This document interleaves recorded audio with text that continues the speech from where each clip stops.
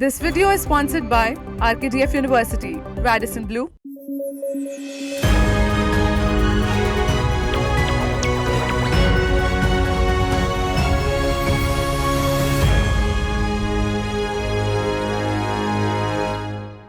Good morning, I'm Vidusha Agarwal and you're watching News Flash. Today is the 3rd of July and we have a lineup of crucial stories touching every corner of the globe, from the latest development in politics to groundbreaking advancements in technology.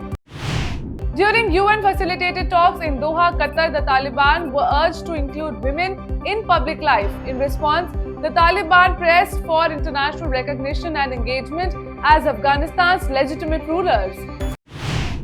A special court in Pakistan granted interim bail to Bushra Bibi, wife of former Prime Minister Imran Khan, in a £190 million graft case on Tuesday.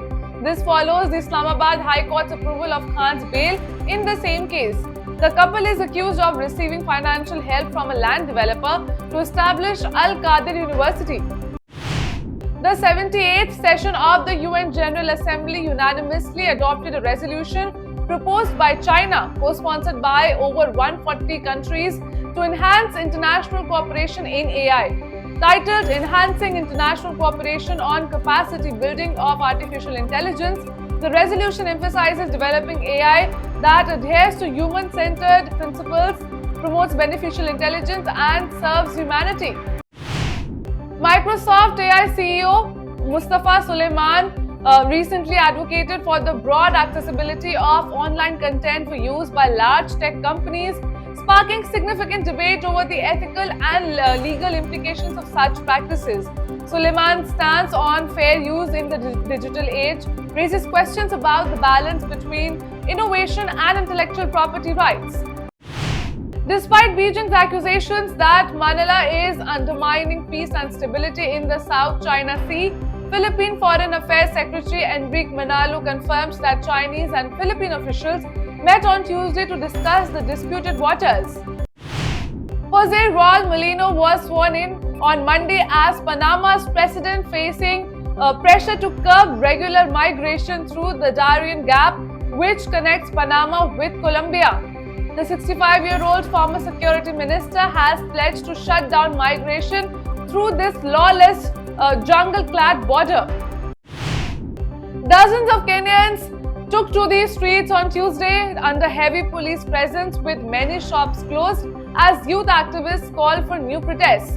This follows last month's anti-tax hike demonstrations that turned deadly. Despite President William Ruto's announcement last week that he would not sign the controversial finance bill, activists have intensified their campaign against him, labeling the protests treasonous. NVIDIA, the world's largest maker of chips for artificial intelligence and computer graphics, is set to face antitrust charges by the French regulator.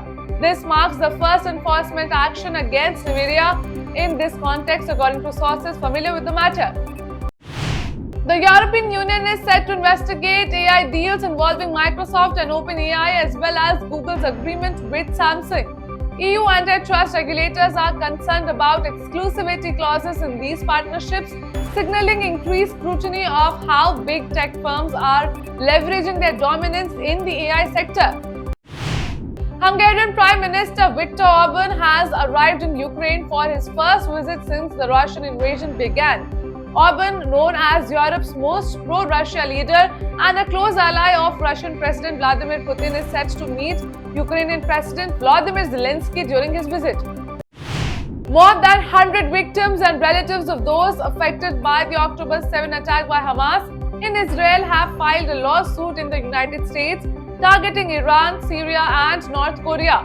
The plaintiffs seek at least $4 billion in damages, alleging these countries provided material support and resources for extrajudicial killings, hostage takings, and related horrors.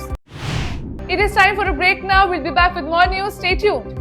इस तरह आरकेटीएफ विश्वविद्यालय राज्य और देश के आधुनिक और उच्च विश्वविद्यालयों में से एक है।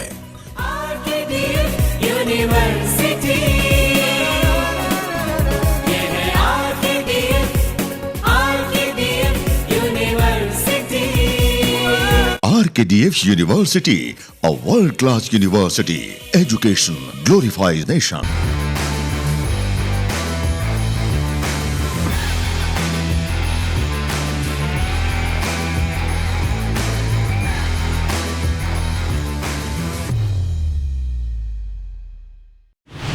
Mukesh Ambani and his wife Neeta Ambani organized a Samuhik Vivah, also called mass wedding of more than 50 unprivileged couples from Palghar, around 100 kilometers from Maharashtra's Mumbai, marking the start of the wedding functions of their son Anant Ambani and Radhika Merchant.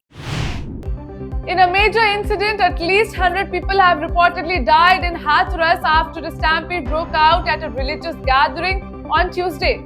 The administration said that the death toll could go up to 150. Several people, including women and children, lost their lives after a religious event in Ratibhanpur suddenly witnessed a surge of devotees. Prime Minister Narendra Modi criticized the Congress on Tuesday, describing it as a parasitic party that depends on its allies for survival. He highlighted that 2024 elections as the Congress's third historic defeat, urging the party to accept the mandate and respect the will of the people. Following the NEET UG retest, the National Testing Agency is preparing to conduct the NEET PG examination this month. Originally scheduled for June 23, the NEET PG was cancelled amidst controversy, sparking outrage among numerous applicants. The NEET UG exams have been clouded by allegations of malpractices, including paper leaks. The northeastern states of India are experiencing severe floods and heavy rainfall, causing extensive damage and prompting urgent rescue efforts. Assam is particularly affected, with more than 6.71 lakh people impacted by the second wave of flooding this year. The Indian Air Force IAF has played a crucial role in rescue operations, including the dramatic airlift of 13 stranded fishermen in Dibrugarh. Kremlin spokesman Dmitry Peskov stated on Tuesday that the very trusting nature of the relationship between Russian President Vladimir Putin and Prime Minister Narendra Modi ensures no topic is off limits for discussion when they meet soon. India's first solar observatory, Aditya L1, has successfully completed its first orbit around the Lagrange point of the Sun-Earth system, located approximately 1.5 million kilometers from Earth. The Indian Space Research Organization announced that it has precisely executed the third maneuver to keep the observatory on its intended path. Manipur Governor Anusuya Uike announced on Tuesday that steps will be taken to implement the National Register of Citizens (NRC) in the state. Uike informed a delegation from the Coordinating Committee on Manipur Integrity and United Naga Council that the matter has been discussed with President Draupadi Murmu, Finance Minister Nirmala Sitharaman and Home Minister Amit Shah, according to a statement from Raj Bhavan. As stated earlier, the deadly stampede in Hathras on Tuesday claimed over 100 lives at a religious congregation of Baba Narayan Hari, also known as Sakar Vishwa Hari Bhole Baba. Now, Bhole Baba, whose real name is Suraj Pal, is a former policeman turned religious preacher with a significant following in western Uttar Pradesh. He hails from Bahadur Nagar in Khasganj district, a retired IPS officer said. On Tuesday evening, Prime Minister Narendra Modi addressed the Lok Sabha during the debate on the motion of thanks on the President's address. Despite commotion and attempts by opposition members to disrupt his speech, with some walking into the well, the Prime Minister continued undeterred. Prime Minister Narendra Modi launched a scathing attack on the Congress and its MP Rahul Gandhi without directly naming him during his over 2-hour-long address in the Lok Sabha on Tuesday.